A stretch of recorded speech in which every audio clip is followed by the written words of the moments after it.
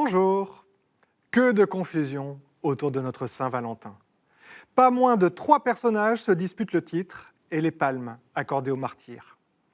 Leur fête a été fixée par le pape Gélas Ier en 495 au 14 février, les 2 premiers étant fondus en un seul et même saint, les indices étant forts pour faire penser à une seule et même personne.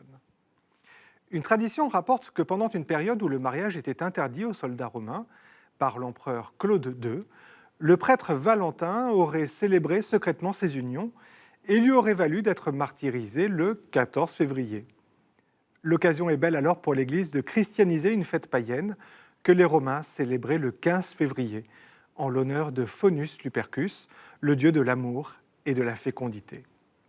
C'est ainsi naturellement que notre Valentin devint le saint patron des amoureux, et par la même occasion des commerçants, des fleuristes, des bijoutiers, des restaurateurs, de tous ceux dont le chiffre d'affaires connaît ce jour-là un bond miraculeux.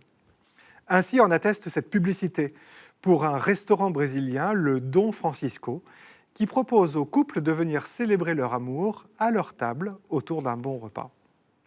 Mais si l'on préfère rester chez soi, dans l'intimité de sa maison, le traiteur Picard vole au secours des amoureux en cette Saint-Valentin et suggère de partager des pommes d'amour, parodiant tout à la fois la déclaration sous forme de slogan « I love you » et la fameuse pomme du jardin d'Éden, objet de la tentation.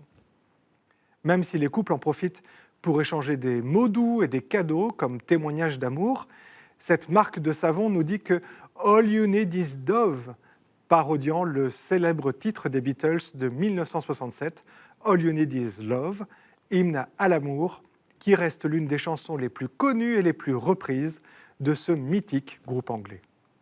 Enfin, la palme, non pas du martyr, mais de l'originalité, revient sans doute aux pompiers de Paris, qui, à l'occasion de la Saint-Valentin, rappellent les gestes élémentaires de premier secours à porter en cas de nécessité.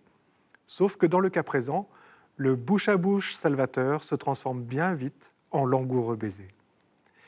Il est bien vrai que l'amour, célébré par l'Église dans le cadre du sacrement du mariage, est porteur en lui de la vie et que tout le message chrétien le redit depuis 2000 ans.